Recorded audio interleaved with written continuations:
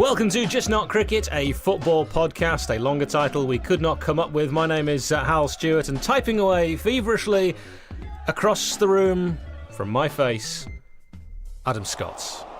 Oh, hi. I like when I introduce you. You have the background, oh. Well, I feel that's just reflected in the reactions of the audience. No chance you're the more popular of the two. Oh, please. Now, while you're looking... Pish. I say pish. I say tish, and indeed... Fipsy. Now, before you give us your mysterious player, I'm going to set a quiz question, and I'm going to give you time to think about this, and I'll give you the answer later on. Only one player has played in the Merseyside Derby, the Milan Derby, the Munich Derby, the London Derby, and the Tyneside Derby. Which London Derby? Tottenham against Arsenal. Okay. Have you any idea who this person is? I don't remember all the derbies. So, Merseyside, Milan, Munich, London, Tyneside. I haven't got a clue. All right, you can think about that one. You can chew over that. We'll give you the answer a little bit later on. And Adam, are you ready for the mysterious player of mystery? I am. The mysterious player of mystery.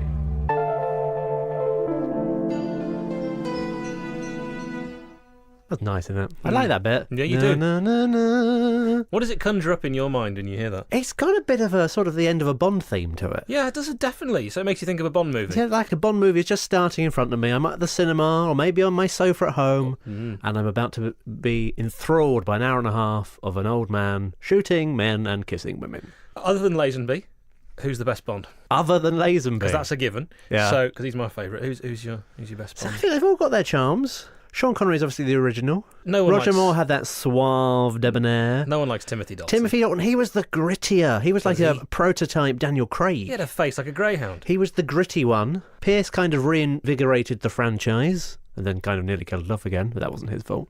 And then Daniel Craig. I didn't ask you to name all the Bonds. I did it though, didn't I? Very good. I know the buns. So the answer is George Lazenby. Thank you very much for that. Now, your mysterious player, it's time for me to guess. The scores are currently 7-4. 7-4. That's absolutely correct to you. To so me. If I get this right straight away, by straight away we mean at the end, I get 3 points. If I need the position, I get 1 point. And obviously, if I don't get it, I get 0.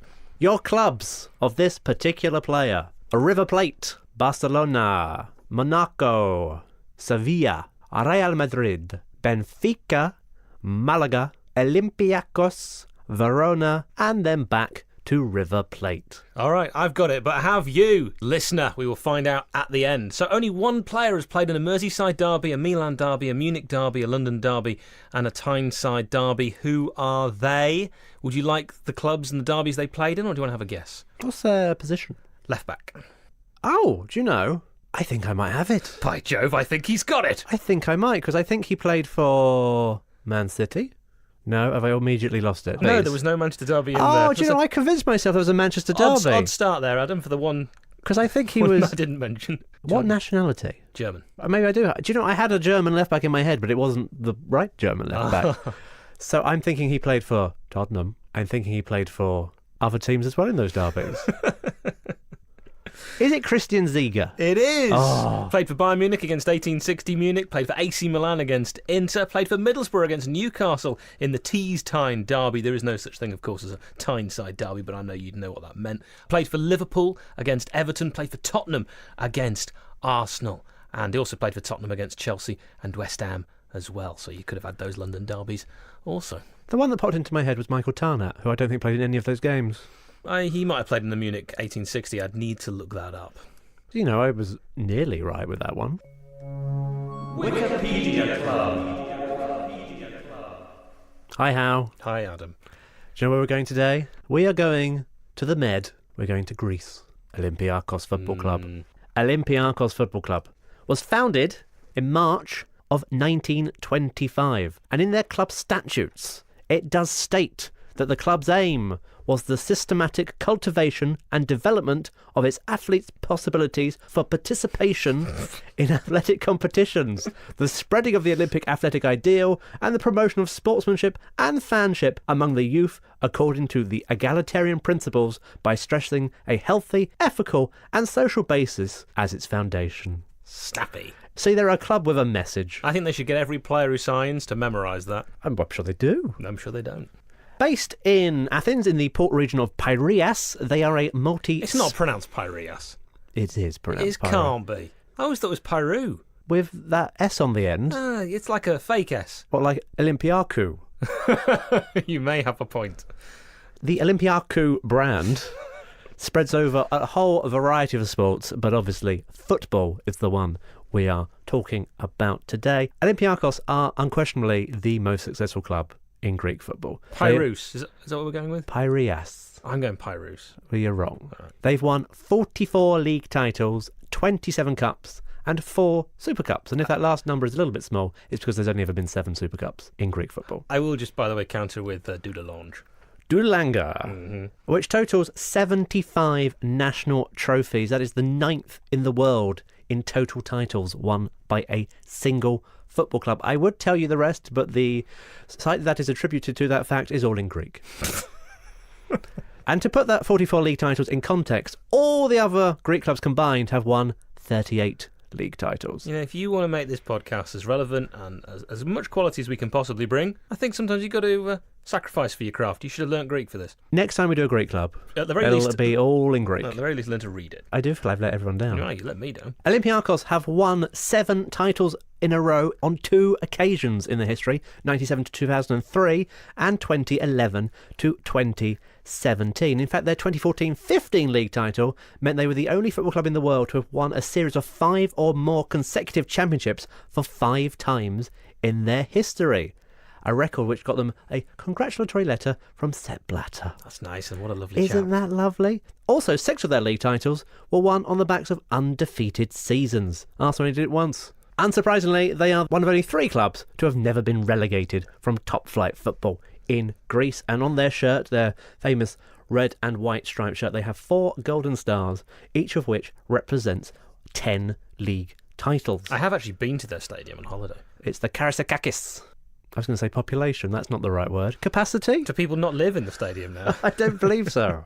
They do go home at the end of the day. That's lovely. I would say it's probably 42. 32. Ooh, 32,115. Olympiacos obviously dominant domestically, but European competitions has not been as easy for them. Their quarter-final place in the Champions League in 98-99 is still their best run, and they were so close to a semi-final place that season. They were denied by Juventus in the dying moments of that quarter-final. They have won Intercontinental Trophy. They beat Levski Sofia in the final of the Balkans Cup in Istanbul in 1963. You'd think the time that they had Joel Campbell would have been when they really would have set Europe alight, but wasn't. I mean, that is a stellar signing for them. Now, we've spoken about some fiery rivalries before with some of our previous Wikipedia Club clubs. This is another team with a very fiery rivalry. They're not that keen on AEK Athens, but they reserve special hostility for Panathinaikos. The derby between these two Athenian giants goes by 2 rather nice nicknames: the Derby of the Eternal Rivals or the Mother of All Battles. I like that last one. No love lost between those particular clubs. I mean, I'm sure you can. I mean, you've named a former Olympiacos player, Joel Campbell. They've had some big names in their day. A number of Brazilian internationals. Zé Elias, who was formerly of Inter Milan, Giovanni, the former Barcelona striker, and of course, the big one of them all, Rivaldo. I'm going to get on to Rivaldo, not literally, but in a moment. So there you go. Glad you brought that up. They've enjoyed having players from South America, a few big-name Argentinians as well. Esteban Cambiasso, formerly of Leicester City. A player I'm sure you're familiar with, Ariel Ibigaza. He used to play for Real Mallorca, the first name I got on the back of a Mallorca shirt. Former Argentine international, as was Alejandro Dominguez, Oscar Cardozo, the Paraguayan, and Nelson Valdez, 2 former Paraguayan internationals. They've loved some French and Spanish players as well. lots of European foreign talent, including Matt Derbyshire, who we did mention when we were talking about the club that neither of us were sure we could pronounce. Omonia Nicosia. That's it. Definitely nailed it that time. Roy Carroll, also formerly on the books. Former mysterious player of mystery, Christian Carambeau. Didier Domi, once of Newcastle. And Eric Abadal, formerly of Barcelona. They've always favoured also a coach from the Spanish or Portuguese-speaking world. Pedro Martins is the current man in the hot seat. Paulo Bento, the former Portuguese national coach, has had a go, as has Vitor Pereira, the former Porto boss, Leonardo Jardim, formerly of Monaco, and Marco Silva, who Premier League fans will probably be familiar with. The current Barcelona coach, Ernesto Valverde, has also had two spells in the Greek capital. Also, formerly in the managerial hot seat, the Brazilian legend Zico. And that is Olympiacos. Adam, we once again welcome a guest to this podcast. This one, I'm going to go as far as to say, is the first guest we've had with their own book that is incredibly funny, informative, and at some points terrifying. It also has the best title of any football-related book that I've ever read. And that title is Fever Hitch, because our guest hitchhikes to football matches. It is Adrian Bell. Welcome to the podcast. Most welcome, I feel, too. That's a great build-up, that, isn't it? Hey, we're happy that you're happy. Adrian, tell us a little bit about yourself, where you're from, who you support, all that good stuff. I support Sheffield United. It's a good start.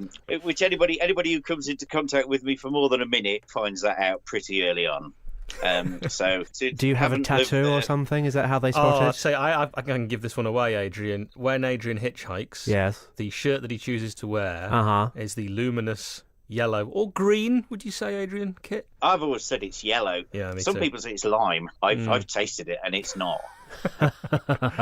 So I don't live in Sheffield anymore. Haven't done since 1988. But that hasn't dulled the passion. In fact, if anything, living away from Sheffield has increased the passion, I would say. Well, as a fellow Blade who lives down south, I can absolutely relate to that. But unlike me, you're a proper fan because you make the effort to go to pretty much every game home and away, and you don't drive. Tell us about the hitchhiking. The first time I hitchhiked was actually just after I'd finished my A-levels. And when I say just after, I mean I did my last exam on the Friday, and on the Monday I was on the road hitchhiking from Sheffield to Stonehenge for the Stonehenge Free Festival with a mate who was an experienced hitchhiker. And it took us 24 hours to get there. As I had nothing to judge it against, I thought that was brilliant. And I remember thinking, the world is much smaller. I can now do anything, go anywhere. And I have. Have you ever been picked up by anyone famous? Not necessarily hitchhiking, it could have been in a bar. But anyone famous, have they ever picked you up? I once got prodded in the chest by Tara Palmer Tompkinson. That wasn't hitchhiking, though. Okay. And when I say prodded in the chest, that is not a euphemism. She prodded me in the chest and said, "Oh, it's Adrian from Tesco." There you go. Nice. Picked up by somebody famous. I once got picked up by the former bass player in Pickety Witch. Oh, yes. I mean, how being in the trade, he knows all about Pickety Witch. Is that what they were called? Wickety Pitch. Yeah, sounds good. Like them. There is a Blades connection there because the singer out of Pickety Witch opened the first ever Sheffield United club shop. I thought, where is this anecdote going? And you saved it at the end. I once got a lift with Tommy Lawton's understudy at Notts County. When Tommy Lawton used to play for Notts County, his understudy picked me up. Oh, and Kevin Blackwell. Almost forgot. How could I forget about Kevin Blackwell? Finally, someone we've heard of. Yeah, and somebody connected to Sheffield United, again, other than the bass player from Pickety Witch. When Kevin Blackwell picked you up, was he involved with the Blades at the time? Yep, he was actually going from Luton, but that was the day that Sheffield United played Leeds. The infamous Worthington Cup game, you know, the Phil Jagielka, oh, my voice has gone, that one. Yeah. And I was hitchhiking up and I'd got dropped off at Junction 11 of the M1, which is, as anybody knows, is the Luton turn-off. And I was a bit miffed, actually, because I'd just left one of my Sheffield United woolly hats in this other guy's car, and he'd driven off with my woolly hat, presumably incinerated it, I would imagine. So then this Mercedes stopped, And I was wearing, as you correctly said earlier, a variation on the Sheffield United Luminous away kit. And I noticed as the car pulled up that it had got Sheaf Motors in the back, another Sheffield motor company, others are available. I thought, oh, this one's going to Sheffield. So I got in, I opened the door and said, I'm going to Sheffield. And this guy said, I know. And I said, oh, right, I'm good at the match.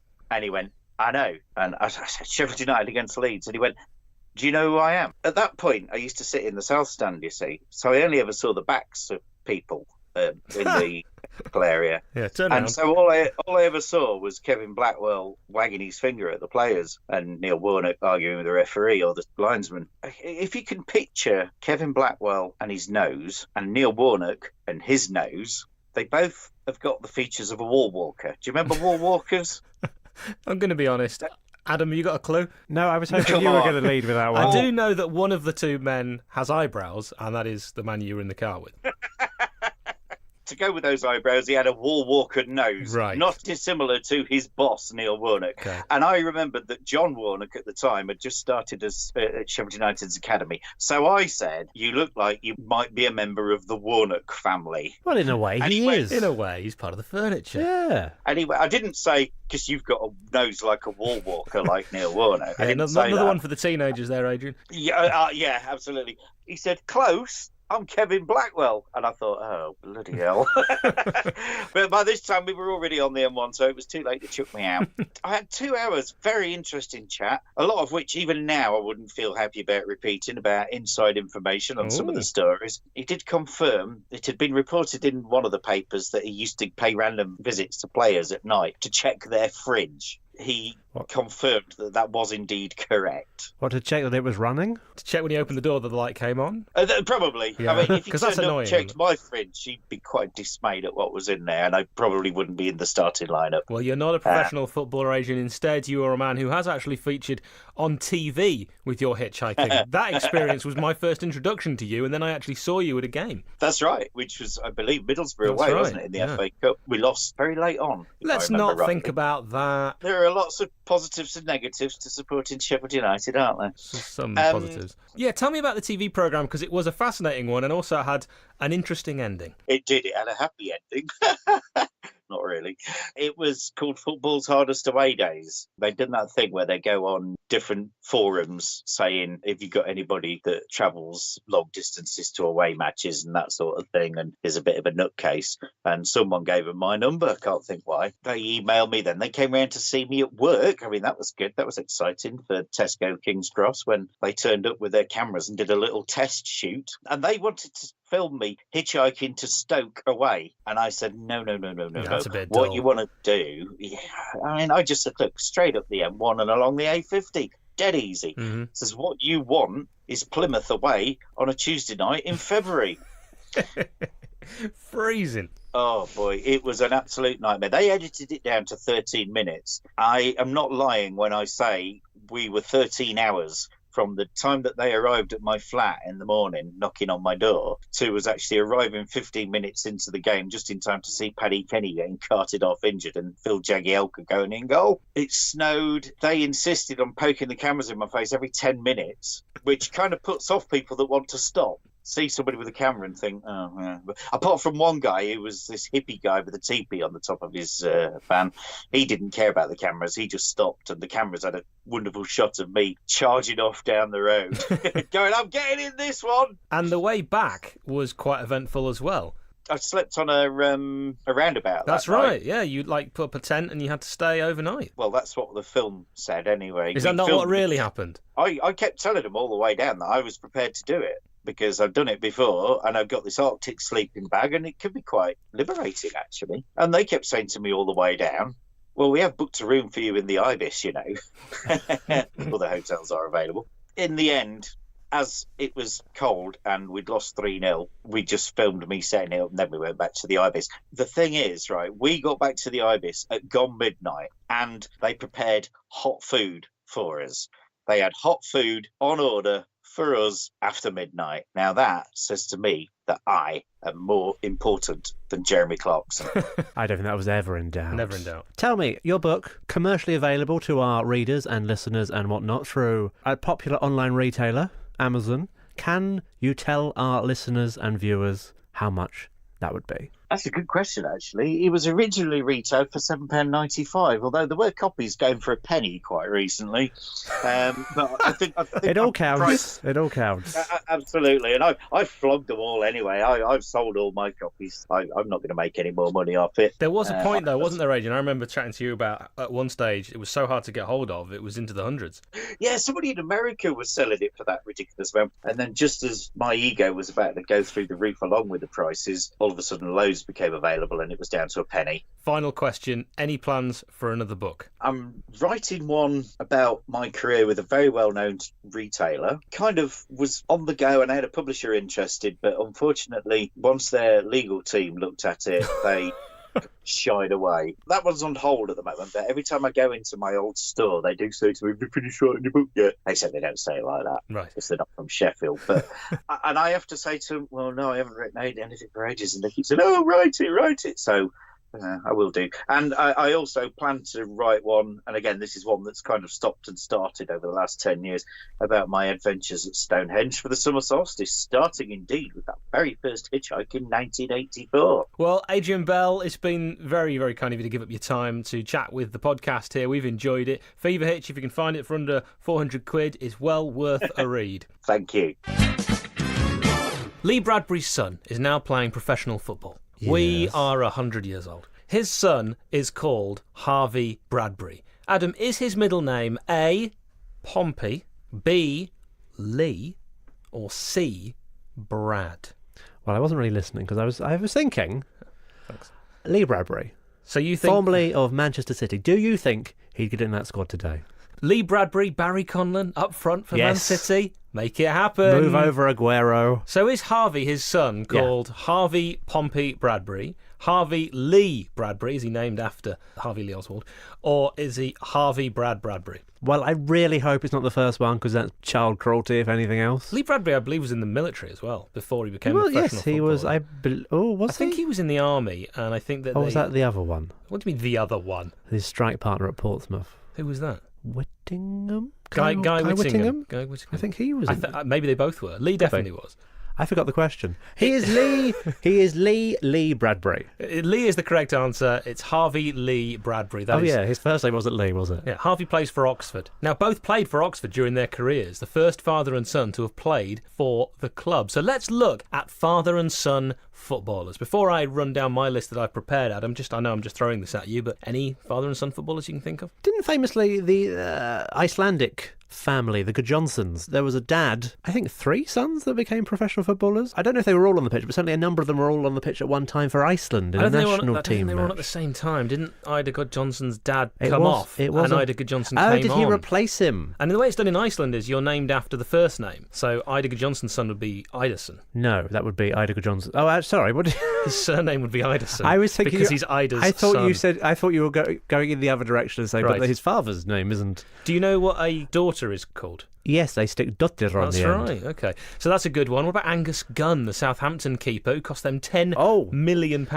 He is the son of Brian Gunn, the Norwich City goalkeeper. That's right, Former Norwich City goalkeeper. Yeah, Scottish, actually, Brian Gunn. Began his career don't hold it against him. He began his career with Aberdeen. I mean, that seemed like an unnecessary specific detail. Angus isn't Scottish. That's why I mentioned that, because Angus was born in Norwich. I thought you were accusing him of something. Angus, of course, can represent Scotland. And, began his youth career with the Canaries, but was snapped up by Manchester City. He won't fit in the Scottish team with a name like Angus.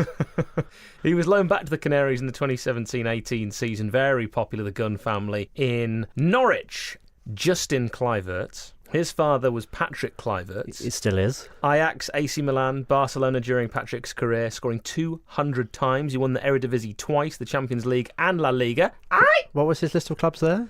Ajax, Milan, Barcelona. Newcastle? Yeah, we throw Newcastle in there. Yeah. You did that once, didn't you? You asked me that question. I have no recollection of it ever happening. Patrick Kluivert playing for Newcastle. Maybe it was me asking you that question. I think it was. The way around.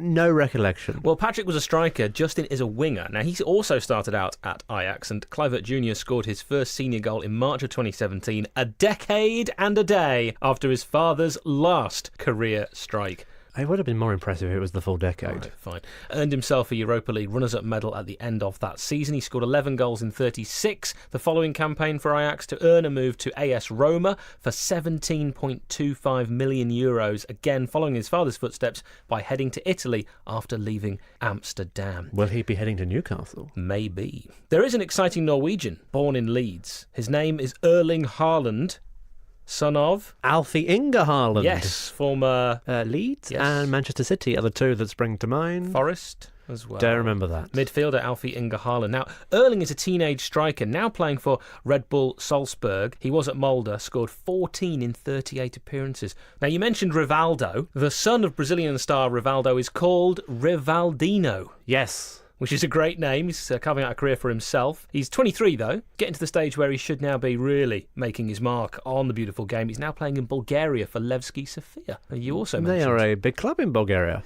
What about Paolo Maldini? Yes. Now, he was a son of... He still is. You're right. He's the son of Cesare. And Paolo's got two sons, Christian and Daniel. They're having a go at the pro game. Christian was in the San Siro Milan youths setup, but was released by the Rossoneri at the age of 20, then joined Reggiana. Didn't work out there. He tried his hand in Malta with Ham Run Spartans in the Maltese Premier League. Then he joined Serie D side Pro Sesto before climbing back up a rung of the ladder, going to Serie C side Racing Fondi in 2017. He's now at fellow Serie C club Pro Piacenza. Younger brother Daniel, born in 2001, is a striker in the AC Milan Youth Academy, so maybe better things for Daniel. We wait and see. And the final one I am bringing you is Henrik Larsson's son. Any idea of his first name? Because we asked a middle name question with Henrik last time. Lars Henriksen. It is Jordan Larsson. Ah. Striker with IFK Norrköping. Took the same route as his dad to the first two clubs of his career, moving for Högaborgs to Helsingborg in Henrik's native Sweden. Zinedine Zidane's kids are of a football persuasion. He's got 3 kids. I think they've all been on the books. I don't necessarily know if they still are off the top of my head, but they've all been on the books of Real Madrid. Enzo was He's a goalkeeper, isn't he? No, I think Enzo was the midfielder, played in a similar position. I mean that's pressure. According to this, currently on loan at Rio. I can't say that word. Is it Luca that's the goalkeeper? Luca is the goalkeeper. In fact, there's 4 sons. There's Enzo, Luca, Theo, and Elias. Have all played in Real Madrid's youth academy. The mysterious player of mystery.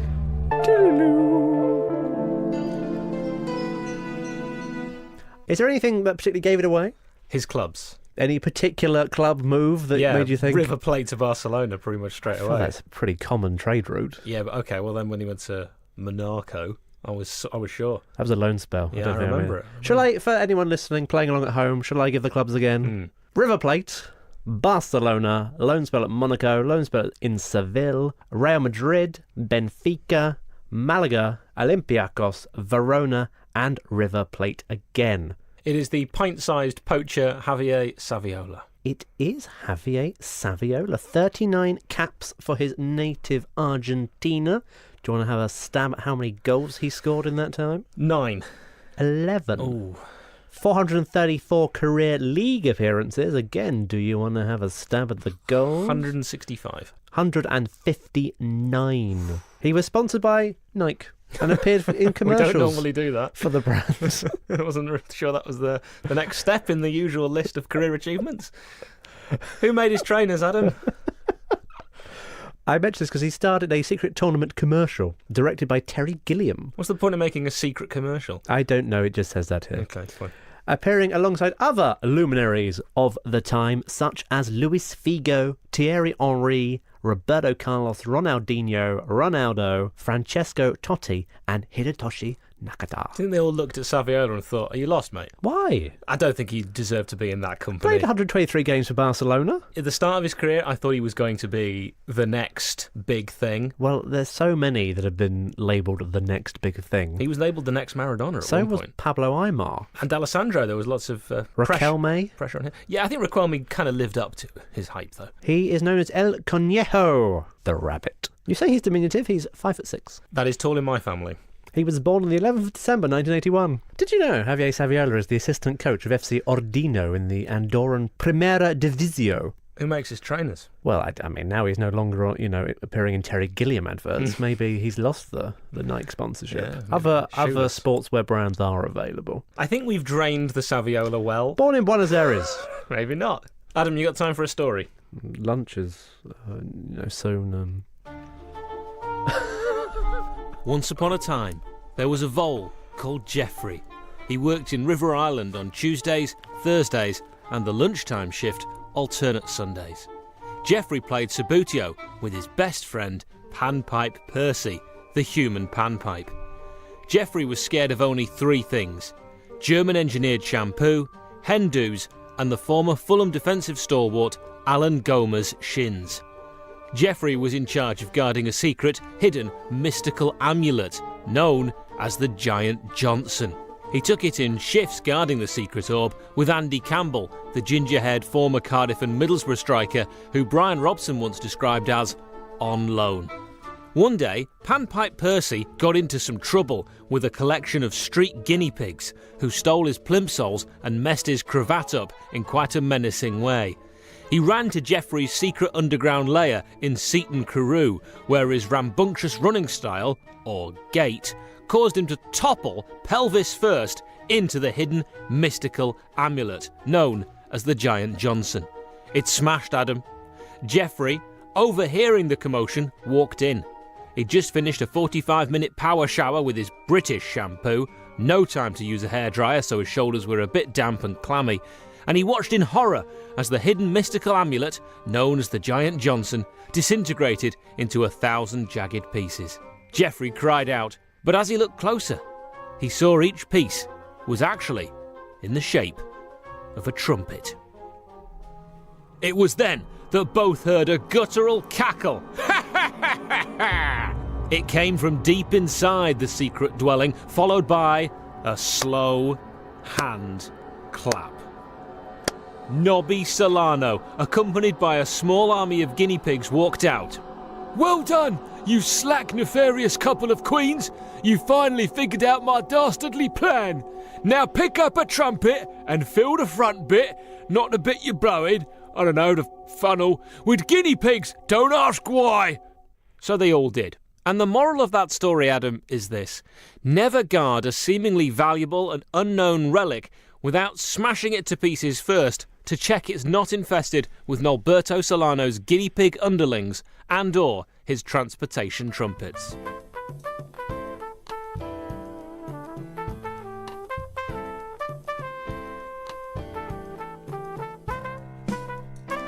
I mean, they say there's no bad ideas. But we'll keep pitching, we'll keep trying. Thank you very much for We'll keep listening going. to another episode of Just Not Cricket. We'll be back next week. It's always available every Wednesday from 6 a.m. You can subscribe, write us a review on iTunes, and thank you very much. Ladies and gentlemen, boys and girls, we will see you at the beach.